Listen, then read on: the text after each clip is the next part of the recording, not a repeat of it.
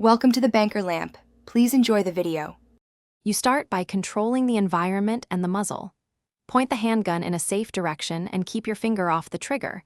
That prevents accidental discharge. Once positioned, remove any magazine and set it aside. This eliminates feeding sources.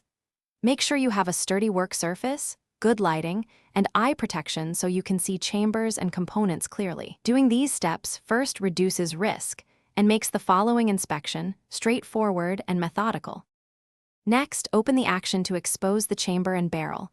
Lock the slide or bolt open to prevent it closing on your hands. Visually inspect the chamber and feel gently with a dry finger or tool. Never probe with your finger in a way that could contact the trigger. Look down the bore from the breech end only. Make sure no cartridge or obstruction remains. Check the extractor, feed ramp, and recoil spring for deformation or fouling, because these cause malfunctions.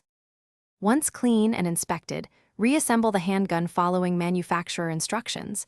Maintain orientation of springs and pins so operation is reliable. Perform a hands-on function check.